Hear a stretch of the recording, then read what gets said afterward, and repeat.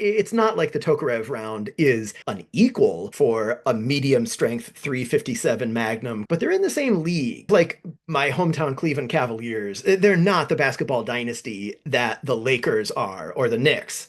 But they are in the same league. And if you put the Cavs out against your district high school team, you'd probably be prosecuted. Hello, friends. Welcome to Type 56, the story of China's army. There was a period in Chinese history, a very short period, when China was full of handguns. Back in the 1920s and 30s, I would bet that there was no place on Earth that had a more kaleidoscopic variety of handguns in it. Those were the warlord decades, and China was packed with different regimes and strawmen and would-be tin pot dictators, each of whom thought that he had a pretty good shot at ruling at least part of China's territory. During that period, survival skills were very valuable, and all around the country, there was cause for people to want the kind of safety that you could get in a handgun. It was during those same warlord decades that probably China was the world's leading laboratory for a time in the use of submachine guns and development of submachine gun tactics. And then a funny thing happened. After China was united under communist rule, and after the PLA came back from the Korean War, the PLA put submachine guns back into what they considered their proper place, which was a very small and limited little box. They seem to have done something quite similar with handguns. By the time the communists cemented their rule over the Chinese mainland, China had, if not huge, deep expertise in handguns, at least a very wide experience of them. And yet, strangely, the PLA did not seem very interested in handguns, in much the same way that the PLA went off to Korea with what they called the guns of 10,000 countries. The same was as true for their pistols. If you know anything about Warlord China, or better yet, if you've read Ian's excellent book on Warlord pistols, you know just what a bizarre variety China had of pistols of all calibers from all source countries, of all levels of quality of manufacture. And the PLA took those pistols to war. The PLA did not fight very much with pistols. There had been a time during the warlord period when, say, the broom-handle Mauser was just as popular with communist cadres as it was with troops in the various warlord armies. But when the PLA developed its expertise for that combination of very long range and very close quarters combat, pistols did not really enter into it. Of course, cadres still carried guns as badges of office and as very real personal defense weapons. In a very recent episode, we met Zhang Aiping, who was going to go on to great things in the PLA. And during the Civil War, he had one encounter where he ended up as one man being chased by a whole posse of KMT soldiers. And he covered this fighting retreat of his men on his own with a handgun. So they certainly saw use. In the PLA, from as far back as I can find, officers were issued pistols as their personal defense weapon from the company level on up. So if you were the company commander or political officer, and I presume if you were the company XO or assistant political officer, you were issued a pistol rather than a long gun. And likewise for battalion and regimental and divisional officers. As time went by and the PLA perfected its craft of fighting at very close quarters, hugging the enemy or grabbing the enemy by his belt buckle to try to negate the enemy's advantage in heavy weapons and long-range artillery. As they did that, they leaned heavily on the bayonet, they leaned very heavily on hand grenades and submachine guns, but they were not interested in introducing handguns into that mix. So much as in other armies, the handgun was a badge of office and occasionally a weapon of last resort. And the PLA would also introduce them to troops like tankers who needed some kind of personal defense weapon. In theory, they were also issued as PDWs, personal defense weapons, to artillery troops. But I gotta say, I've read a lot of accounts of artillery soldiers, and nobody has ever said that he carried anything other than an SKS. But I'm sure like the messengers and the signal troops, and also the real rear echelon people, if they had weapons at all, probably they were pistols. Well, by about 1952, in the middle of Korea, when the PLA really started leaning more and more on Soviet-made weapons, then those weapons became increasingly standardized. For the long gun, of course, that was the Soviet M44 Mosin Nagant, or what the PLA called the Type 53 cavalry carbine. We have an episode on that. In the realm of pistols, that great big bizarre shopping mall of weird pistols from Spain and England and Belgium and the United States and you name it, those got replaced chiefly by this, the Type 54, which was a slight upgrade and redesign of the Soviet Tula Tokarev of 1933. The Chinese accepted a perfect clone of the Tokarev into service as their Type 51. They made a few little tweaks to it. They seem pretty indetectable to me, but there was supposedly some change to the bore axis and a sort of slendering of the grip profile to make it friendlier to smaller hands.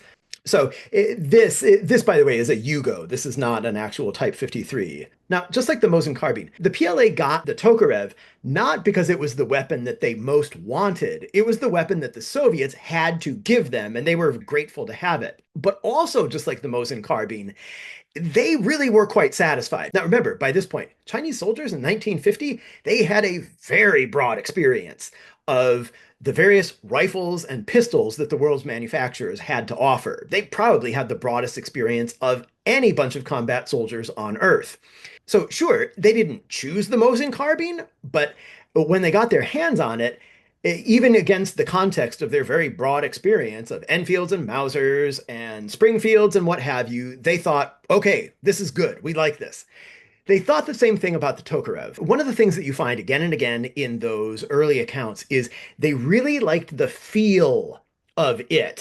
They often will say that they felt like other full-sized military pistols were big on the East Asian hand. Now, I gotta say, even though really revolvers are my true love, the reason that Tokarevs remain my favorite curio and relic semi-automatic military pistol after all this time is that, honest to goodness, they just fit my hand great. Now, sure, I'm a very big person by the standards of, say, Cambodia. I mean, I'm like a triple XL in Cambodia. So I would say I'm kind of comparable in stature to a lot of PLA soldiers. And yep, it just so happens that this trigger reach is just right for me. When the PLA got their hands on the Tokarev, they accepted it into service as the Type 51 武士 手枪. They carried out a few little modifications. I'm told that they kind of tweaked the bore axis a little bit, and they did make the already very manageable grip profile even more slender. They really wanted to make sure that there wouldn't be people in PLA service who just couldn't handle the Tokarev well just because it was too big for their hands.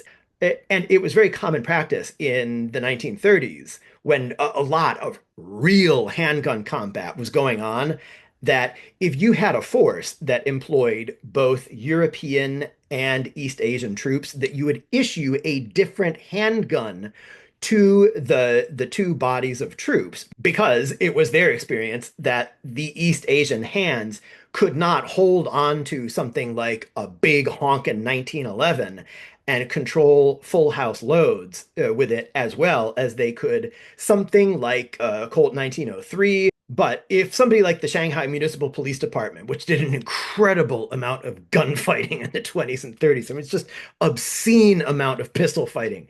If they thought that their Chinese officers were better off with a different and smaller frame handgun than their European officers, who am I to second guess them? Anyway, the Chinese military was very sold on the idea that a Euro-American sized handgun frame was not the right size for Chinese hands. And in their judgment, the Tokarev really hit the sweet spot. And another thing that impressed the PLA very much about the Tokarev was the cartridge. The 7.62 by 25 millimeter Tokarev cartridge is a bomb in a little package. But remember, this was a submachine gun cartridge first and foremost. The chamber pressure on a Tokarev cartridge, it's not that much hotter than a standard pressure Sammy spec 9 millimeter Luger cartridge, but whoa, the things that it does downrange. We'll talk about that in a few minutes. So, we get lots of stories from Chinese soldiers and especially policemen about hitting people with one of these cartridges and getting very impressive effects. In some ways, as we're going to see, the Tokarev cartridge developed a reputation in China that was sort of like a junior version of the 357 Magnum's reputation in American law enforcement. It is a smokehouse. Another thing that they commented on was the pistol's reliability. Now, I just want to point out that when they say it's reliable, their frame of reference is the full gamut of often super janky handguns that filled China for the preceding 2 or 3 decades. So their idea of a reliable, never say quit handgun may not be the same as like a Glock 17, but at least by the standards of the day, they felt it was a very reliable handgun. One story involves a company officer in the Sino-Vietnamese War. And like any good PLA officer whose company is charging a fixed position in Vietnam, this guy is at the front. For some reason, his AK is slung across his back as he's booking it up this hill. I mentioned before that company officers would be issued handguns, but that didn't mean they fought with handguns if they have any choice in the matter. You didn't survive to become a company level leader in the PLA by being tactically stupid. So these guys did not make a practice of running around in combat without a big long gun on them. But in this particular case, maybe the guy had other things on his mind as he was leading his charge up the hill, but he ends up well short of the objective at the top of the hill, face to face with a machine gun bunker. And there's an automatic weapon inside pointed right at him and his men. So, with no time to pull the submachine gun across from his back, he ends up throwing himself down and he's struggling to crawl to this embrasure of the bunker. And what does he do but pull his Type 54 from its flap holster at his side? He reaches it into the embrasure and he just empties the whole magazine into everybody in there.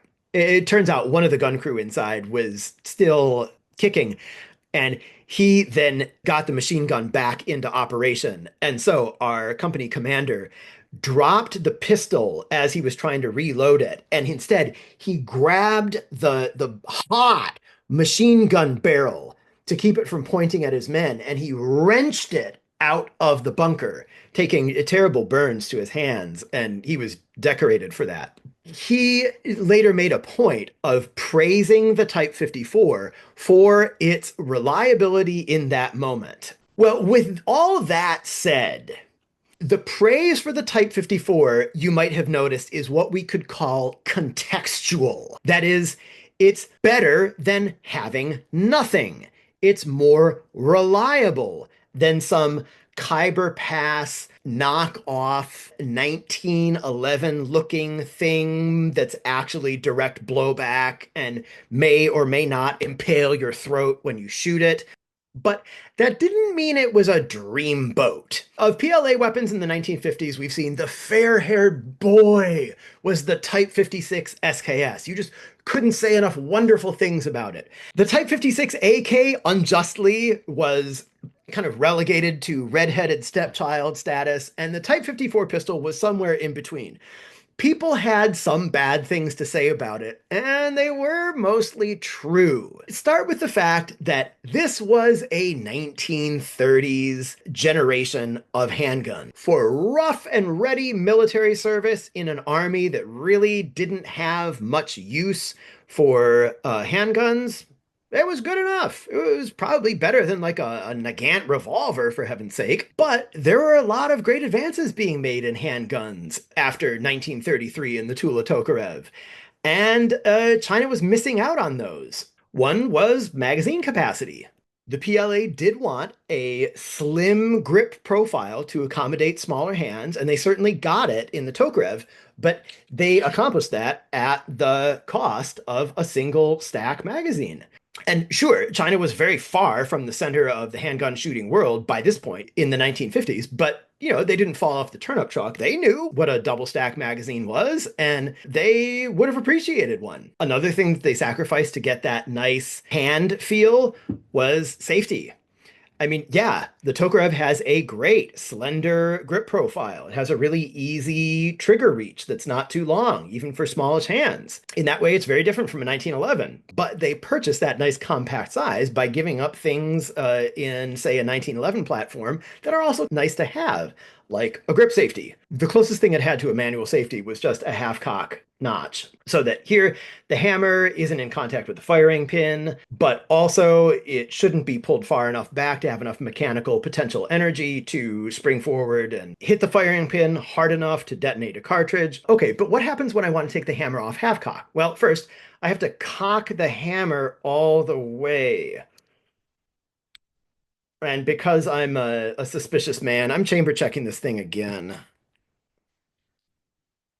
Okay, we're good. Still empty. Because now what I have to do in the absence of a safety decocker is I have to block this hammer with my thumb. But again, I'm a suspicious man. I'm not even doing that. I have to block the hammer, pull the trigger, and interpose my finger, my own flesh, between the hammer and the firing pin. So, okay, I managed to accomplish that safely one time, but over millions of repetitions throughout the army. Can you imagine, friends, that sometimes accidents happened? Oh, yeah. This brings us to an important point. By the 1950s, at least, the PLA was so uninterested in handguns and now sufficiently far from the period of Chinese history when handguns had been widespread and widely used. China was really back to being a non-gun culture that was especially uninterested in handguns. And the PLA didn't train with handguns very much. It did not have very much handgun proficiency to all appearances. Therefore, it did not have a high level of handgun safety. And so, if you then take a weapon that was made to Soviet revolutionary standards of military safety and then introduce it into an environment where people don't really know how to use it up to its potential, and its potential does not include a generous safety envelope, yeah, incidents will occur. When the PLA did train with handguns, it seems to have mostly been training them in bullseye pistol fashion. That is, one hand unsupported for slow fire and what they would call rapid fire, which is actually also really slow.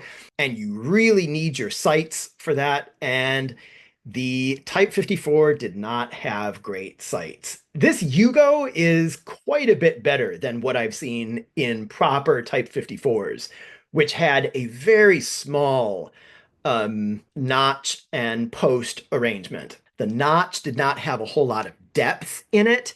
And that means that it's really hard to get much perspective on your front sight and judge just how elevated it is. It's just when that rear sight window is small enough, it's really hard to be sure that the top of your front sight post is really lined up with the back. So that creates some vertical stringing. In the Type 54, notoriously, you already were prone to a lot of vertical stringing because this grip angle is very severe. It's very obtuse. This is not a natural pointer. I used to think it was just me because I'm mostly a revolver shooter, that when I would suddenly take out the Type 54 and I would have to find the front sight because the gun was just pointed almost at the ground in front of my feet. But it turns out this seems to be a very common experience with anybody shooting a Tokarev, even Chinese military shooters who were using only the Tokarev. It just seems like the ergonomically natural human impulse is to do something much closer to a finger point when they want to line up a shot instinctively than it is to present like the face of your fist or with a more or less right angle between your fist and your wrist. That's just a clumsy way of saying that, uh, given human ergonomics, it seems that the Type 54 is objectively a lousy pointer. So add to that problems with really gauging the true alignment of your front sight, and you've got terrible vertical stringing problems. And those are going to come back to haunt us, by the way, when we mate that up with the Type 54's incredible penetrating power, and then we put it into police service. But hold on to that thought for a moment, because we have not finished inventorying its shortcomings. The shooters on the Bullseye teams also complained that this slick uh, grip paneling and the completely unchecked back strap and front strap were problematic in rapid fire, especially outdoors, especially in a hot environment if you were sweaty. Once again, the PLA liked that nice, slender, unpunishing grip profile and that easy trigger reach, but that does come at a cost. I think there's a reason why every successful bullseye shooter I know has a grip that looks like it's a huge, oversized model of the interior of a human ear with like these custom molded crannies so that you can get as much hand surface onto the grip as you possibly can. Life is full of compromises. Every compromise has a cost, and gun design is not any different. To add one last problem to the sight picture issue, you might very well get issued a gun that some fool had taken to racking using the rear sight On his belt. I bet it looked really cool, and I'm sure it was super safe, but I'm sure the armorers hated it, but the shooters came to hate it too. Because when the gun's previous user had done that a lot to your weapon, it meant that the bluing on the top of the rear sight would get worn away. And when that was gone, then you would get this glint off the top of the rear sight, which was just what you needed, interfering with your already hazy grasp on where exactly your front sight post was. Finally, I think the military logisticians must have resented one more thing, which was the barrel was only rated for 3,000 rounds. Friends, I can't believe that. Maybe it's the combination of the old school corrosive ammo and maybe poor metallurgy. I can't truly credit that number, but it's actually in line with PLA documents on the expected barrel life of comparable weapons. So, good heavens. Probably just one more reason that handgun practice was rare and ineffectual. Because if you shoot a 50 round box of ammo through it, there goes what, 1/60th of your barrel life? I just can't believe this. So the PLA's final verdict on the Type 54 could maybe be summarized as, yeah, not a bad gun, given that we don't need handguns for much. It was adequate for the sort of simple needs of military service. But friends, there's one other problem. It wasn't just a military handgun. It was also a police handgun. Remember now that when the PLA was set up, the public security forces, the Gunganjun, were organized as a part of the People's Liberation Army. The police were not cleaved so separately from the armed forces as they would be, say, in the US or the United Kingdom. And certainly, any weapon that was developed for military purposes was also going to be the weapon that the police had to use. Handguns just were not nearly such a big deal in police service. And certainly in 1950s Chinese policing, being good with a handgun was way less important than other skills like learning to drive or learning to use modern technologies like photography and telephones for police work.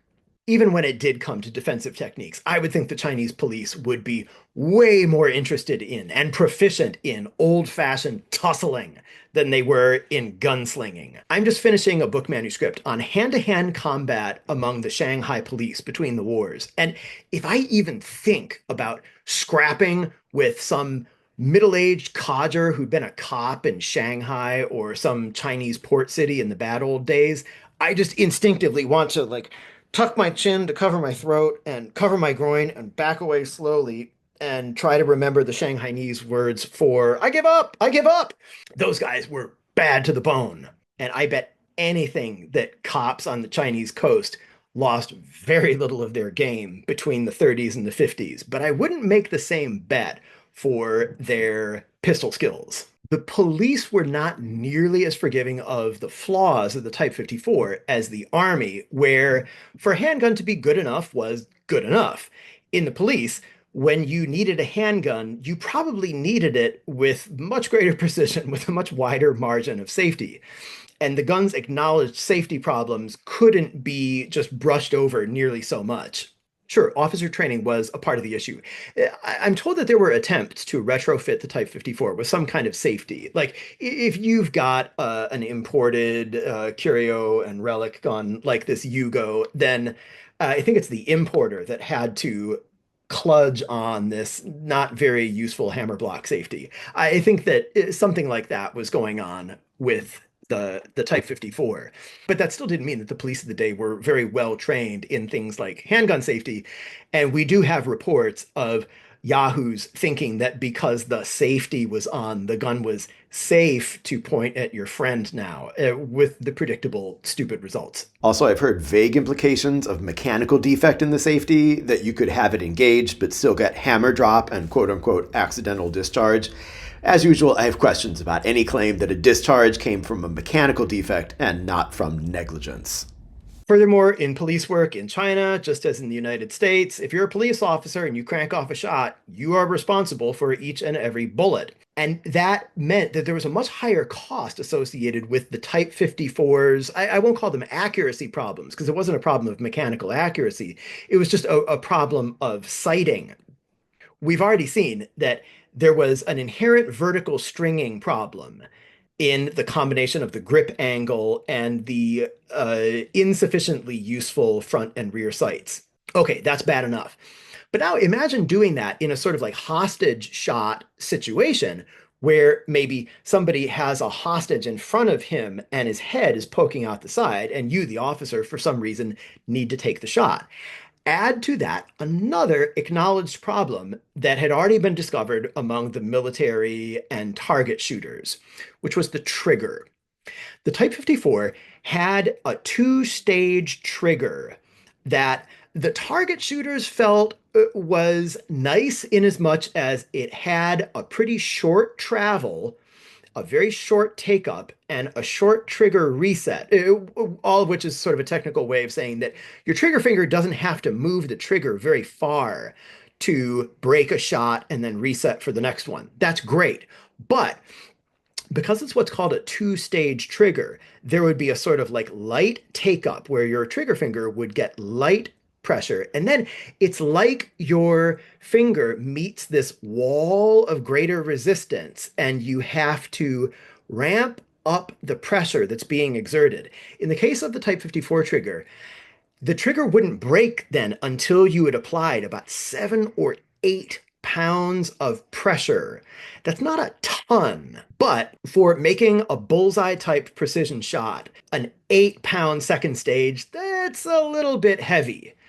So factor that now into your hostage shot situation, and there are obvious problems with the amount of precision that you can really wring out of an intrinsically primitive military tool like this. Then add to that one further attribute that was a real virtue for military use, Namely, its penetrating power.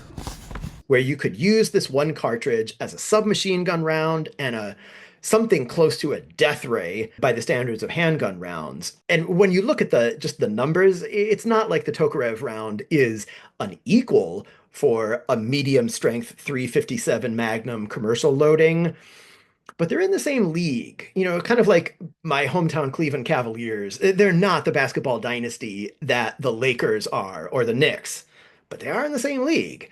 And, if you put the Cavs out against your district high school team, you'd probably be prosecuted for what happened after that.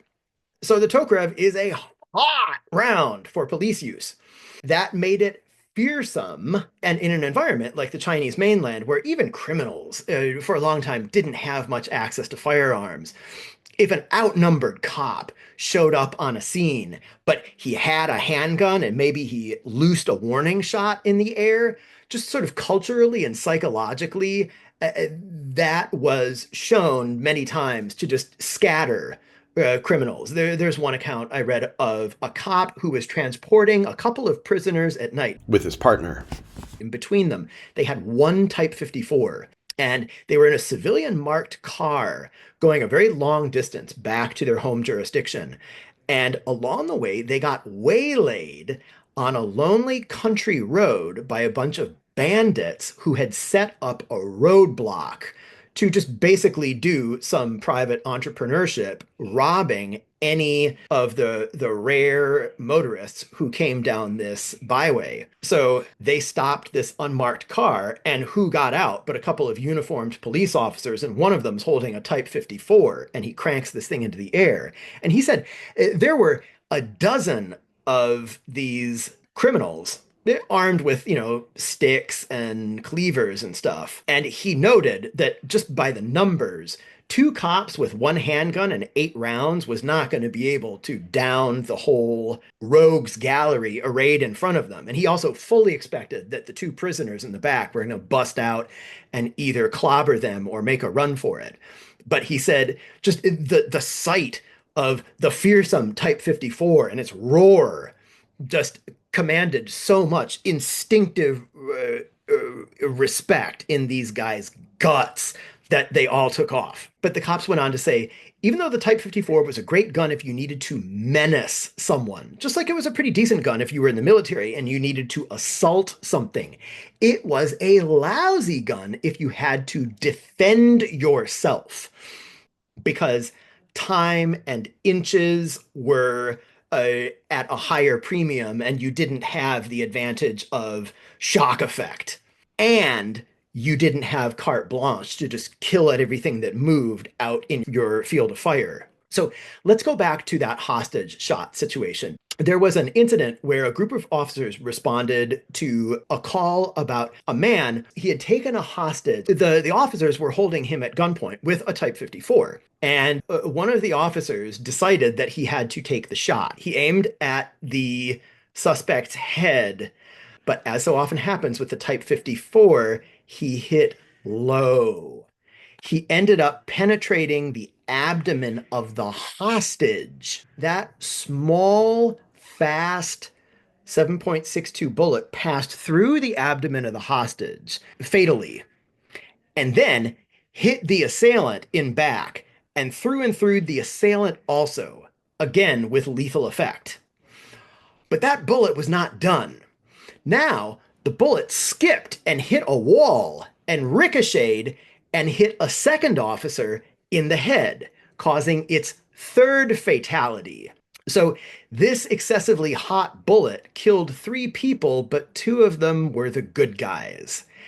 Stories like this were legion with the Type 54. That made the Type 54 increasingly hated by law enforcement. However, it also grew for the Type 54 a great, dark, menacing aura that was only too attractive to organized crime. And among mainland Chinese gangsters, and especially the triads of the Hong Kong and Taiwan underworld, it became known and spoken of in hushed tones like Kaiser Soze as the Black Star.